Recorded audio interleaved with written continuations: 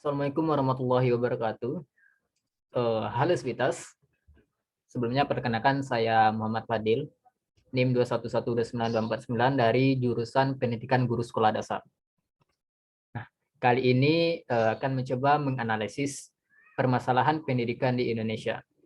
Nah, sebelumnya yang terhormat kepada Bapak Dr. Darmansyah STMPD dan Ibu Anes Fitria MPD.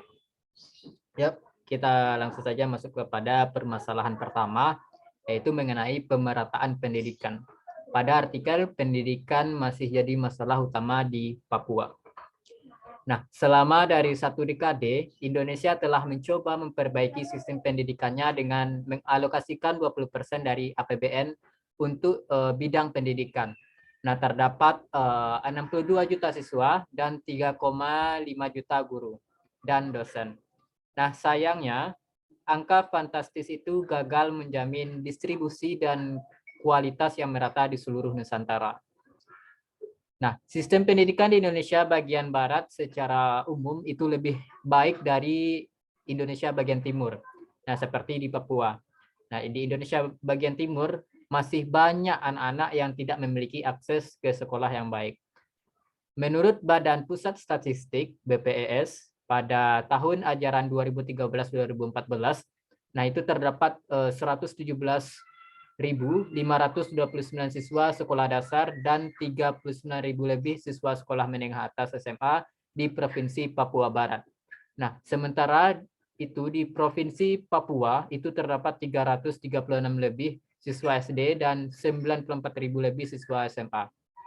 Nah, sepintas angka itu tampak menjanjikan. Nah, sayangnya fakta yang ada di lapangan itu jauh dari sekedar angka. Nah, kondisi ekonomi dan aksesibilitas geografi menjadi batasan bagi anak-anak di wilayah timur Indonesia untuk mendapatkan pendidikan dasar sekalipun. Masih banyak masyarakat yang belum peduli dengan pentingnya pendidikan untuk anak-anak, atau banyaknya yang mengalami kesulitan ekonomi sehingga tak mampu menyekolahkan anak-anak mereka. Pandangan konservatif yang melihat pendidikan adalah hal yang tidak penting dan keengganan untuk bekerja menyebabkan banyak rakyat Papua yang meninggalkan kawasan urban. Kondisi geografis merupakan salah satu faktor yang menyulitkan warga Papua untuk mendapatkan pendidikan. Di daerah Pegunungan Mamit di Tolikara, SD Lentera Harapan itu masih berdiri untuk menyediakan pendidikan berkualitas dan gratis untuk warga lokal. Nah, dipimpin oleh Laura Elizabeth Pengabean. Nah, sekolah ini bertujuan untuk menyediakan kesempatan pendidikan yang merata untuk seluruh anak-anak di kawasan pedesaan yang miskin. Nah, awalnya masalah yang dihadapi Laura dan relawan guru lainnya itu bukanlah standar hidup yang rendah atau betapa terpencilnya desa itu, melainkan kendala utamanya adalah mereka adalah bahasa. Untuk faktor yang mempengaruhi perkembangan permasalahannya itu yang pertama adalah kondisi geografis, merupakan salah satu faktor yang menyulitkan warga Papua untuk mendapatkan pendidikan. Kedua, kondisi ekonomi, budaya, dan aksesibilitas geografis menjadi batasan bagi anak-anak di wilayah timur Indonesia untuk mendapatkan pendidikan dasar sekalipun. Dan yang ketiga, itu masih banyak masyarakat yang belum peduli dengan pentingnya pendidikan untuk anak-anak. Dan yang keempat, banyak yang mengalami kesulitan ekonomi sehingga tak mampu menyekolahkan anak-anak mereka. Dan yang kelima itu faktor utamanya adalah mereka adalah bahasa. Nah, upaya untuk penanggulangan permasalahan pemerataan pendidikan di Papua ini adalah yang pertama yaitu memperbaiki fasilitas. Nah, kekurangan atau kerusakan fasilitas pendidikan jelas akan mempengaruhi kualitas pendidikan.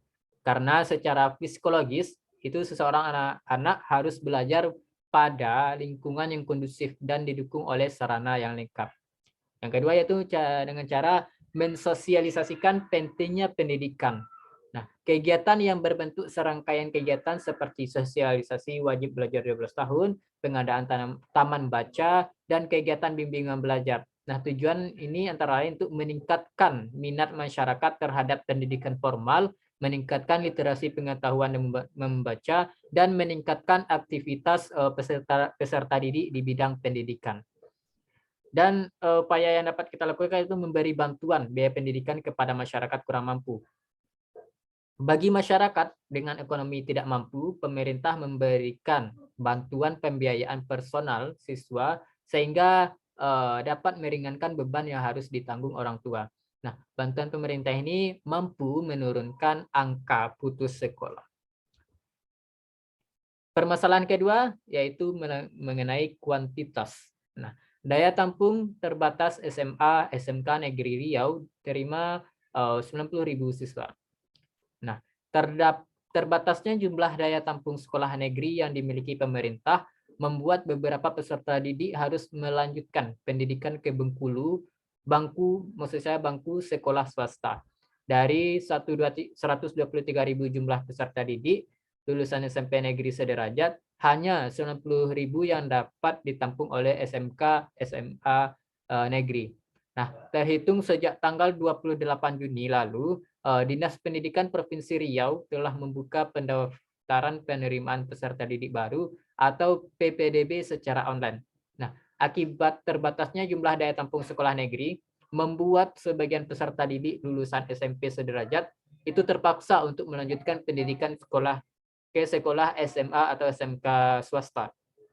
Nah, kata Ketua Panitia PPDB SMA Dinas Pendidikan Riau, Desri, mengatakan itu dari 123.000 jumlah peserta didik lulusan SMP sederajat, hanya 90.000 peserta didik yang dapat ditampung oleh SMA dan SMK negeri. Sedangkan sisanya yakni sekitar 30.000 peserta didik lainnya terpaksa harus melanjutkan ke sekolah SMA, SMK swasta. Jelas Desri. Nah, ditambahkannya, para orang tua diminta untuk tidak memaksakan anak-anaknya masuk ke sekolah negeri jika memang tidak bisa diterima di sekolah negeri. Dinas Pendidikan Provinsi menegaskan bahwa sekolah negeri dan swasta sama saja terutama dari segi mutu dan kualitas pendidikan, ungkap Desri. Nah, faktor permasalahan pendidikan yang mempengaruhi perkembangan permasalahan ini adalah terbatasnya jumlah daya tampung sekolah negeri yang dimiliki oleh pemerintah. Nah, membuat beberapa peserta didik harus melanjutkan pendidikannya ke bangku sekolah swasta. Nah, upaya yang dapat dilakukan yaitu menambah ruang kelas baru atau RKB dan unit sekolah baru atau USB. Nah, yang kedua yaitu bekerja sama dengan melibatkan sekolah swasta dan melakukan pembelajaran double shift kepada siswa-siswa. Permasalahan ketiga yaitu mengenai kualitas pada artikel Berita Buruk Pendidikan Indonesia. Nah, Indonesia sejak zaman kemerdekaan berusaha memberikan layanan pendidikan yang baik untuk masyarakat. Semua itu terbukti dari prestasi yang sudah diraih hingga saat ini. Namun di balik itu banyak masalah yang belum terselesaikan. Selain berita baik mengenai prestasi Indonesia sejak dulu, ada pula berita buruknya, ujar Menteri Pendidikan dan Kebudayaan Mendikbud Anies Baswedan pada acara silaturahmi dengan Kepala Dinas Pendidikan Senin tanggal 1 bulan 12 2014 di kantor Kementerian Pendidikan dan Kebudayaan Kemendikbud. Nah, Mendikbud menjelaskan 75% sekolah di Indonesia itu tidak memenuhi standar layanan minimal pendidikan. Berdasarkan pemetaan Kemendikbud terhadap 40.000 sekolah pada 2012, itu diketahui bahwa isi proses fasilitas dan pengelolaan sebagian besar sekolah saat ini masih belum sesuai dengan standar pendidikan yang baik seperti diamanahkan undang-undang. Nah, tak hanya itu, nilai rata-rata uji kompetensi guru yang diharapkan standarnya mencapai 70 belum terpenuhi.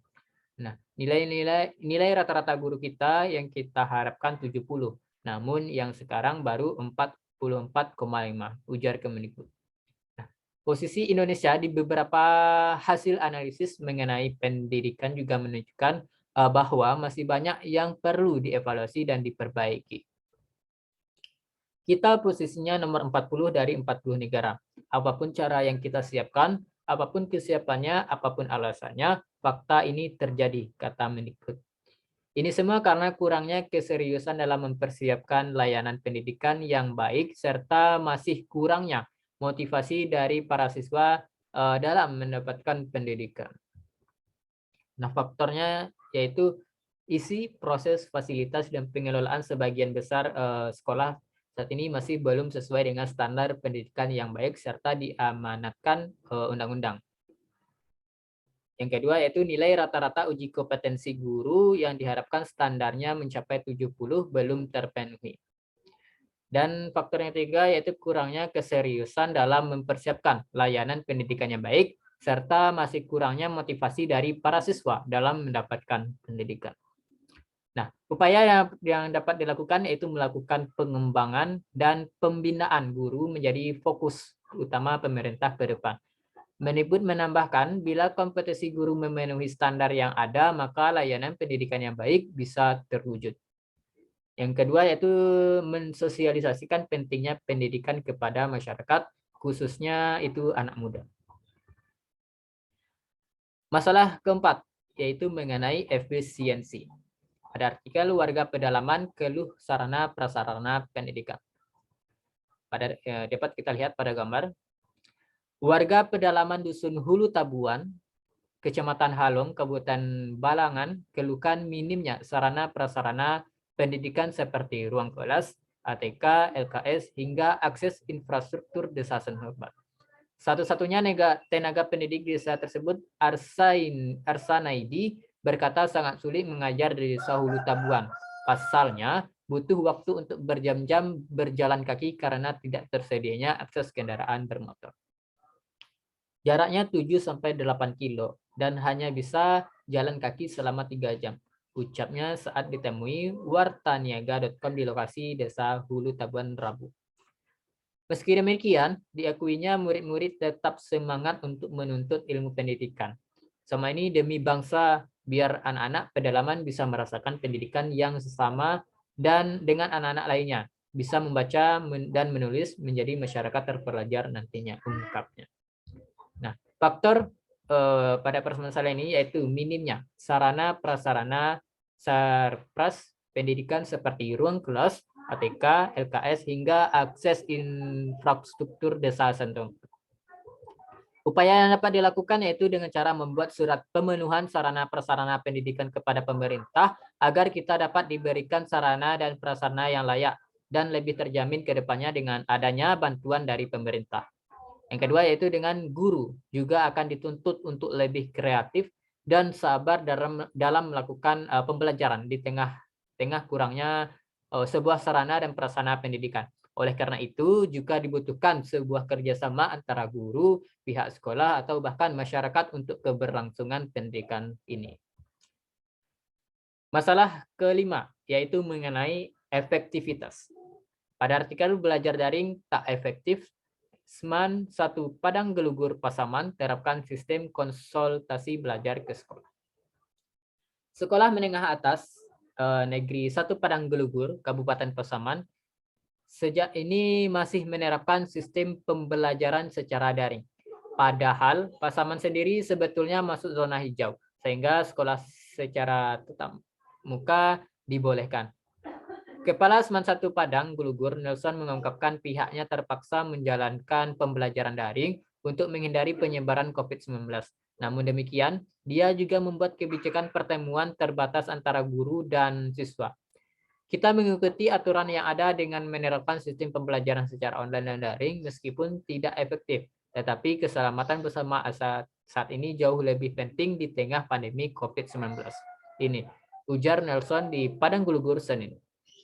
Walau begitu, pihaknya tetap mengambil kebijakan dengan membagi siswa sebanyak 2 gelombang untuk melakukan konsultasi belajar ke sekolah. Tidak bisa dipungkiri aktivitas belajar secara daring ini masih menyulitkan sebagian siswa dalam pemahaman materi. Makanya kami bagi 2 gelombang belajar untuk memberikan kesempatan konsultasi belajar ke sekolah. Tiap-tiap gelombang belajar bergantian selama 1 minggu datang ke sekolah untuk konsultasi belajar, jelasnya. Dengan pola seperti ini, dia mengakui belum maksimal manfaat dirasakan oleh siswa dalam menerima materi belajar. Siswa datang ke sekolah tetap mematuhi protokol kesehatan memakai masker, dicek suhu pakai termogun, dan kami sediakan tempat cuci tangan, ulasnya. Meskipun belum sepenuhnya efektif, pihaknya terus berusaha agar materi pembelajaran bisa dicapai siswa sesuai dengan rencana yang ditentukan. Faktor pada permasalahan ini yaitu kurangnya interaksi antara GAR dengan muridnya sehingga siswa tersebut mudah bosan dan kurang tertarik dengan pembelajaran. Upaya yang dapat dilakukan yaitu membagi siswa sebanyak 2 gelombang untuk melakukan konsultasi belajar ke sekolah. Melakukan pengelolaan pendidikan inovatif dengan cara bantuan biaya pendidikan untuk media pembelajaran. Masalah keenam yaitu mengenai relevansi. Rendahnya mutu dan relevansi pendidikan juga disebabkan oleh rendahnya kualitas tenaga pengajar. Guru yang belum memiliki kualifikasi akademik S1 atau D4 cukup besar yaitu sebanyak 63,1%. Nah, masalah ini kebanyakan berada di lingkup sekolah dasar. Sampai saat ini memang masih banyak sekali guru SD yang belum berijazah S1. Dahulu memang guru SD cukup dengan berijazah D2. Tiap mulai tahun 2007 pemerintah mewajibkan semua guru di semua jenjang pendidikan harus memiliki kualifikasi akademik S1. Nah, beberapa LPTK pun pada tahun ajaran 2007 per 2008 itu memulai membuka jurusan pendidikan guru sekolah dasar PGSD S1 serta pendidikan guru pendidikan anak usia dini PGPAUD S1. Faktor pada permasalahan ini yaitu terkadang masalah yang ada di lapangan ini menunjukkan guru-guru yang bisa dikatakan sudah lanjut usia atau yang sudah mendekati masa-masa pensiun, mereka sudah malas atau telah menerima tunjangan profesi walaupun sudah tidak sesuai dengan ketentuan kualifikasi akademik yang berlaku saat ini. Nah, solusi yang dapat kita lakukan yaitu solusi untuk masalah ini yaitu pemerintah harus benar-benar mendorong serta memotivasi para guru yang belum S1 untuk melanjutkan pendidikan lagi dengan menyiapkan beasiswa guru yang melakukan studi lanjut dan memberikan sanksi tegas bagi para guru yang sulit diatur seperti pemberian tunjangan sampai pemberhentian tugas. Nah, kalau sudah dianggap keterlaluan. Nah, bagi para guru juga perlu memiliki kesadaran yang lebih untuk mematuhi peraturan yang berlaku dan bersedia menerima sanksi kalau merasa dirinya tidak patuh terhadap peraturan yang berlaku. Dan yang terakhir mengenai tenaga pendidikan dan tenaga kependidikan. Pendataan guru yang belum sepenuhnya selesai sehingga sulit untuk mengetahui supply demand.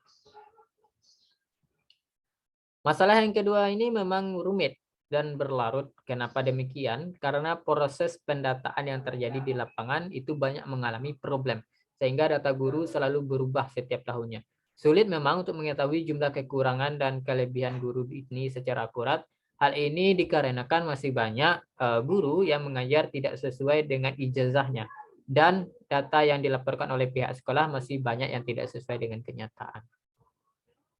Nah, upaya yang dapat dilakukan yaitu melalui melakukan pendataan guru ini yaitu diharapkan pihak sekolah agar melaporkan data guru apa adanya yang sesuai dengan kompetensi dan ijazahnya sehingga dapat dilakukan pemetaan kelebihan atau kekurangan guru mapel atau guru SD dalam suatu daerah berikutnya. Untuk petugas pendataan dalam hal ini Dinas Pendidikan daerah agar selalu melakukan verifikasi data dengan langsung terjun ke sekolah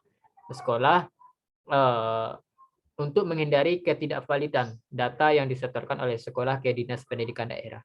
Nah, setelah data tersebut benar-benar valid, baru dikirim ke pusat untuk dipetakan kebutuhan atau kelebihan guru dalam suatu daerah. Nah, kasus kedua, yang tadi kasus pertama ya, yang kasus kedua, yaitu distribusi guru tidak merata. Pemerintah harus berdayakan guru di daerah 3T. Artikel ini telah tayang di Bisnis.com dengan judul Distribusi Tidak Merata, Pemerintah Harus Berdayakan Guru di Daerah 3T. Kekurangan guru menjadi salah satu masalah dalam dunia pendidikan yang hingga kini belum terselesaikan. Berbagai cara sudah dilakukan pemerintah seperti mengirim para sarjana ke daerah-daerah pelosok untuk menjadi tenaga pendidik. Meski demikian, mengirimkan guru ke berbagai daerah bukan berarti masalah sudah selesai. Peneliti pendidikan Toto Sofijanto mengatakan sudah seharusnya pemerintah pusat bekerja sama dengan pemerintah daerah untuk memberdayakan para guru lokal. Guru-guru lokal ini lebih memahami kondisi geografis di daerah pelosok. Akan lebih mudah bagi mereka berada di daerah seperti ini, kata Toto di Jakarta Selasa. Pemberdayaan guru lokal di daerah pelosok, kata Toto, akan lebih efektif dibandingkan hanya mengandalkan pengiriman guru dari kota. Pasalnya, guru dari kota belum tentu bertahan lama mengajar di daerah terpencil. Faktor pada permasalahan ini yaitu masalah ini erat kaitannya dengan kebijakan pemerintah tentang desentralisasi pengelolaan guru serta kondisi pembangunan di Indonesia yang belum merata. Dengan adanya desentralisasi pengelolaan guru terkait dengan kebijakan otonomi daerah yang sedang berlangsung saat ini, menjadikan pemerintah daerah mempunyai wewenang penuh atas PNS, guru maupun non-guru yang berada di wilayah kerja kota dan kabupaten tertentu. Hal inilah yang menyebabkan persebaran guru tidak merata. Jadi misalnya suatu daerah kekurangan tenaga guru, mereka tidak bisa meminta bantuan guru dari daerah lain. Berikutnya kondisi pembangunan di Indonesia yang belum merata. Kalau kita melihat kondisi geografis wilayah negara Indonesia yang berupa negara kepulauan, memang menyulitkan bagi pemerataan pembangunan. Nah, saat ini pembangunan yang cukup pesat hanya terjadi di wilayah Pulau Jawa, Sumatera, Bali, sedangkan wilayah-wilayah yang lain sangat lambat proses pembangunannya. Naluri kemanusiaannya menginginkan hidup sejahtera serta dekat dengan sanak saudara juga menjadi masalah tersendiri. Jadi kalau mereka ditempatkan di suatu tempat yang minim sekali sarana prasarana, fasilitas penunjang hidup serta jauh dari famili, sangat jarang sekali yang berminat. Nah, upaya dapat dilakukan yaitu solusi untuk permasalahan distribusi guru yang tidak merata ini adalah yang pertama, sistem desentralisasi pengelolaan guru harus dikembalikan pada sistem sentralisasi. Jadi pengelolaan guru memang menjadi wewenang penuh pemerintah pusat. Kalau semisal suatu daerah banyak membutuhkan tenaga guru, sedangkan daerah lain kelebihan guru, bisa dengan mudah untuk melakukan pemerataan tenaga guru tanpa terkendala birokrasi pemerintah daerah. Nah, berikutnya pemerintah juga harus memperhatikan wilayah-wilayah di luar Pulau Jawa yang masih tertinggal. Proses pembangunan jangan hanya terpusat di Jawa saja, akan tetapi wilayah-wilayah lain juga sangat memerlukan pembangunan untuk mengejar ketertinggalan.